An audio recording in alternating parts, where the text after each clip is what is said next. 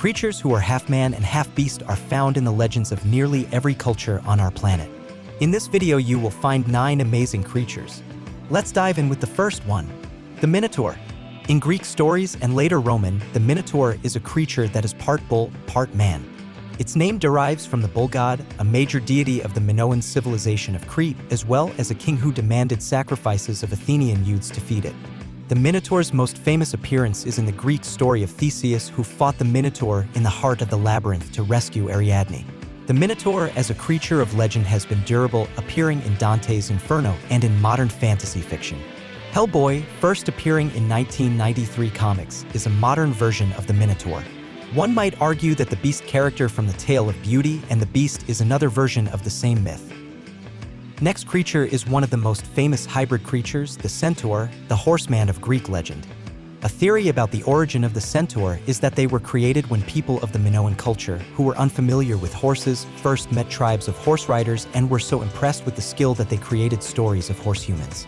Whatever the origin, the legend of the Centaur endured into Roman times, during which time there was a great scientific debate over whether the creatures indeed existed, much the way the existence of the Yeti is argued today. And the Centaur has been present in storytelling ever since, even appearing in the Harry Potter books and films. Third creature is Typhon, also known as Typhoeus. He is a character in Greek myth. Typhon is a deadly and great monster in Greek mythology that was defeated by Zeus. Typhon was a monstrous snaky giant and the most deadly creature in Greek mythology. According to Hesiod, Typhon was the son of Gaia and Tartarus. However, one source has Typhon as the son of Hera alone, while another makes Typhon the offspring of Cronus. Typhoon and his maid Echidna were the progenitors of many famous monsters. Typhon attempted to overthrow Zeus for the supremacy of the cosmos. The two fought a cataclysmic battle, which Zeus finally won with the aid of his lightning bolt, which Hermes fetched for him. Defeated, Typhon was cast into Tartarus, or buried underneath Mount Etna.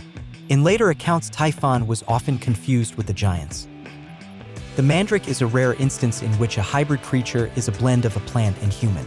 The mandrake plant is an actual group of plants found in the Mediterranean region, which has the peculiar property of having roots that look like a human face. This, combined with the fact that the plant has hallucinogenic properties, lead to the mandrake's entry into human folklore. In legend, when the plant is dug up, its screams can kill anyone who hears it. Harry Potter fans will undoubtedly remember that mandrakes appear in those books and movies. The story clearly has staying power. Siren. In ancient Greek stories, the siren was a creature with the head and upper body of a human woman and the legs and tail of a bird.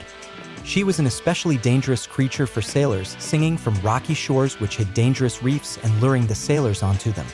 When Odysseus returned from Troy in Homer's famous epic, the Odyssey, he tied himself to the mast of his ship in order to resist their lures.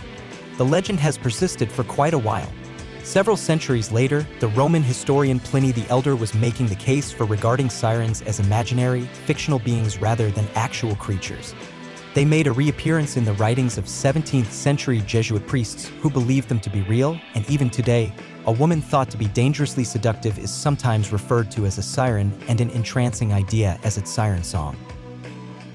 The Sphinx is a creature with the head of a human and the body and haunches of a lion, and sometimes the wings of an eagle and tail of a snake. It is most commonly associated with ancient Egypt due to the famous Sphinx monument that can be visited today at Giza. But the Sphinx was also a character in Greek storytelling. Wherever it appears, the Sphinx is a dangerous creature that challenges humans to answer questions, then devours them when they fail to answer correctly. The Sphinx figures prominently in the tragedy of Oedipus, who answered the riddle of the Sphinx correctly and suffered mightily because of it. In Greek stories, the Sphinx has the head of a woman. In Egyptian stories, the Sphinx is a man. A similar creature with the head of a man and body of a lion is also present in the mythology of Southeast Asia. Moder, or also better known as the Creature, is the main antagonist of Adam Neville's 2011 British horror novel The Ritual and its 2017 film adaptation of the same name. She is an obscure Jotun that inhabits a forest in northern Sweden and is venerated by an ancient group of cultists. In the 2017 film adaptation, her vocal sound effects were provided by Luke Gentry.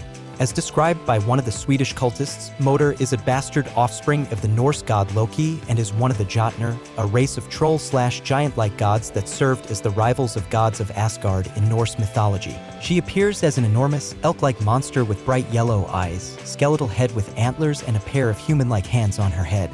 Moder stalks travelers who enter her forest and marks the person who has suffered from emotional pain. That person is given a choice: worship Moder or die at her hands. Those who are not marked by her are tortured and sacrificed. After centuries, Moder has created a cult of worshippers made up of missing people who hike through the forests surrounding her home.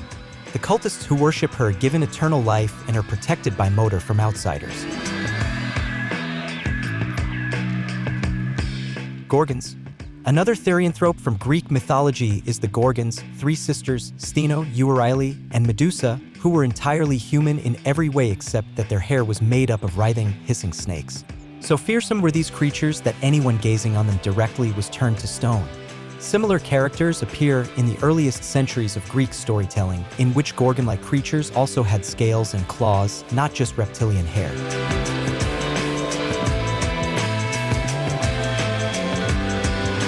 Satyr. Another fantasy creature from Greek stories is the satyr, a creature who is part goat, part man. Unlike many hybrid creatures of legend, the satyr, or the late Roman manifestation, the faun, is not dangerous, except perhaps to human women, as a creature hedonistically and raucously devoted to pleasure. Even today, to call someone a satyr is to imply they are impishly obsessed with physical pleasure. These are just a few of the hybrid creatures that made by men minds. But why human culture is so fascinated by hybrid creatures that combine attributes of both humans and animals? Scholars of folklore and mythology, such as Joseph Campbell, maintain that these are psychological archetypes, ways of expressing our innate love-hate relationship with the animal side of ourselves from which we evolved. Others would view them less seriously, as merely entertaining myths and stories offering scary fun that requires no analysis. In this video, you will find the Demogorgon creature. Subscribe for more.